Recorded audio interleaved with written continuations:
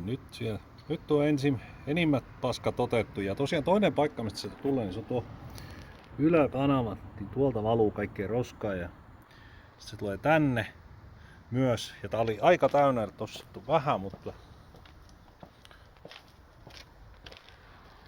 ton verran. Siinä on pari kourallista. Nyt aletaan vaan sitten päinvastaisessa järjestyksessä asettelen näitä takaisin tonne. Hetki.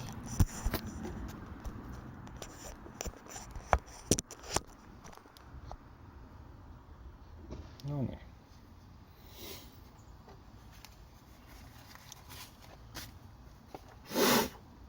On kyllä vielä melko paljon. Tekis mennä enimmät ottaa pois vielä. No, eikä tuo riitä. Sitten on kotelo. Puhdistettuna luonnollisesti. Pystyssä sinne alas.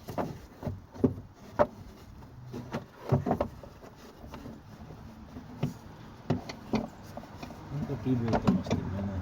Tarkistetaan, että kaikki vaijerit oli siellä. Meinaspa unohtua.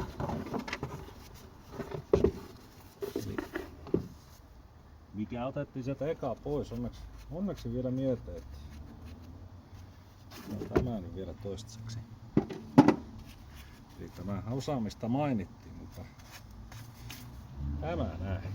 Tämä on aika pehmeä, kostea ja tämä imee kosteutta myös, että se myös osaksi niin on vähän semmonen riskitekijä. Tuosta eka etupää sisään ja sit varovasti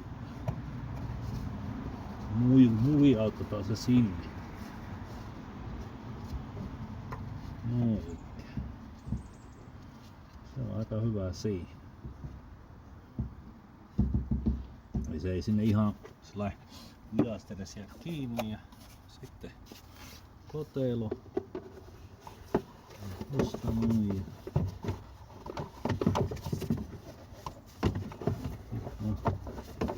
Varovasti.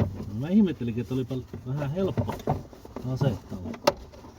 Syykin oli aika selvä. Jos tää kumia tuolla välissä, niin se on vähän helpompaa. Nyt tämä vaan pitää saada menemään tää kotelo tonne sen muovin sisään. Se vaatii semmoista pientä pinnistelyä. Vähän saa tuota peppua kuppuamaan ensin. Ja hyvä tulee. Noin.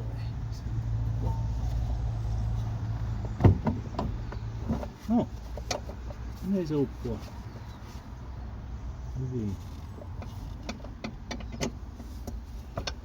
Volkkarissa on hyvä, että jos osa menee paikalle, niin luultavasti onkin siellä, missä nyt pitää olla. Sitten vaan ruuvi kiinni. Varmistaa, että lähtee oikealle kierteille. Ei millään apinaraivolla. Oikea momenttikin tähän varmaan on olemassa. Sitä minä en tiedä, en ole kattonut. Jos en käsimomenttiin laittaa, niin tuo on varmaan aika hyvä. Sitä ei tarkoitettukaan laittaa millään apina momentilla. Sitten tämänkertainen ilmansuojelutivalinta oli Vixi, koska se oli saatavilla tuossa heti meidän paikallisessa. Ja en siis sano, että tämä on maailman paras, en sano, että tämä on huono. Yleensä voi sanoa, että osa varaosakeskuksissa ja muissa niin toi laatu on aika hyvä, koska kilpailu on niin sairaan kovaa. Ja mä suosittelen ottaa hanskat pois, koska jos on likaiset hanskat, niin äkkiä tulee sotkittua sitten toi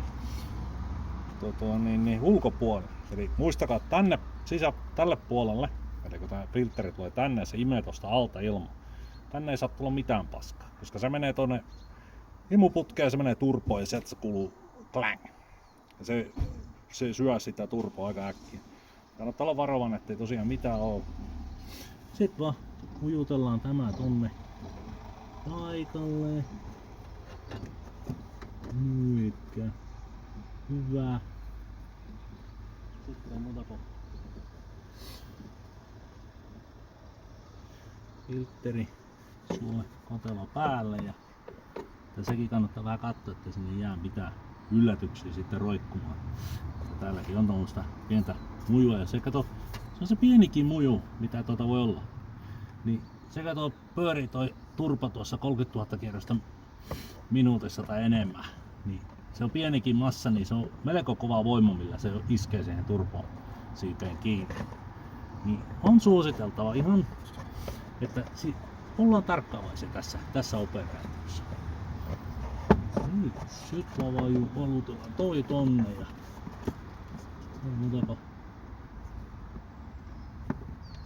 Voi vähän pientä painamista. Vähän nostattuusta, mutta niin se pitäisi tonne mennä. Jos on uusi tiivistö laitettu, niin ne saattaa välillä olla pikkusen nafteja.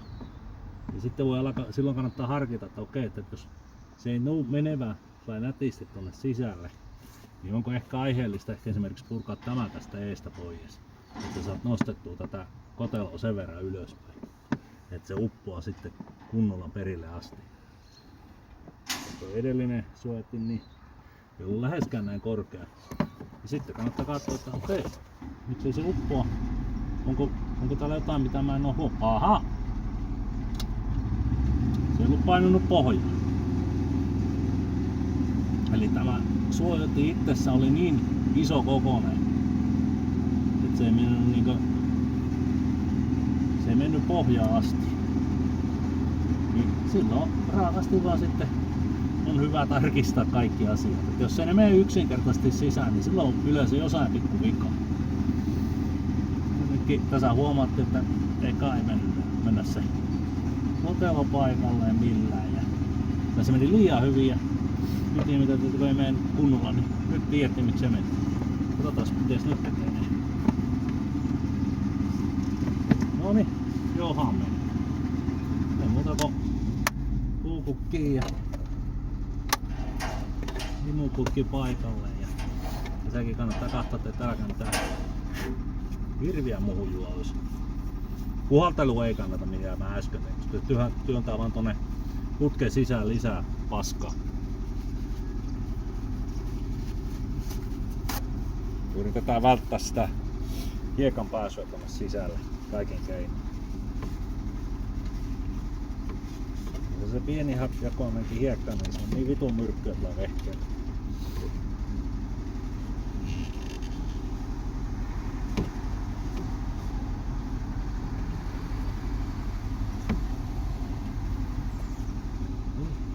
Tuo paikalle ja samalla tämäkin ennen kuin unohtuu. Se menee vaan yhdestä kohtaa sisään ja sitten taitto. Noin, se on siinä.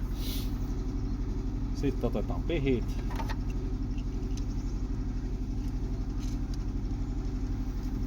Ja tässä on tommonen hahlo, niin se menee just tuonne vastapuolelle ja sitten vaan puristellaan. Ja näissä tää on halvalla ostettu tää työkalu jostain Kiinasta, mutta niissä on pieni ero sitten näissä laadussa. Eli esimerkiksi tässä on aika iso hammasväli, niin ei ihan just sopivaa välystä saatte joutuu sitten puristaa ja säätää. Ja sitten tässä on itse asiassa, niin onko sillä väliä mihin kuuluu tai laittaa, niin tuossa on toimonen paikka, niin ne yleensä tarkoittaa, että ne olisi niin toisissaan kiinni. Täällä on viiva ja tuossa on viiva.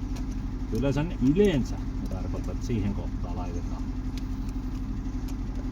Mutta jos luonnollisesti menee johonkin muuhun asentoon, niin sitten voidaan miettiä, että onko se oikein. Esimerkiksi nyt tulisi hirveä jännitys, niin ei sitä kannata väkisin laittaa. Jos tuo näyttää, että se sopii tuohon hyvin, ei tule jännitystä minnekään putkille, niin homma bueno. Ja voi olla, että se on jossain vaiheessa vähän vääntynyt, kun aikaa tulee. Niin ei kannata olla ihan, että miettiä aina, mikä menee helpolla ja hyvin, niin yleensä ihan hyvää. Sitten tarkistaa, ettei ole mitään unohtunut ja on paikallaan, kaikki osat paikallaan. Sitten katsoa, että tää menee tasaisesti suoraan, mikä lähde heittelemään. Tuo klemmari nimittäin. Sitten otetaan seuraava boksi tuosta. tulee nyt ihan jänikkä filtteriä. Kannattaa sitten olla tarkkaan, että kun niitä ottaa, että onko muovi päällä vai onko jotain muuta sisällä. Että sillä oli ohje.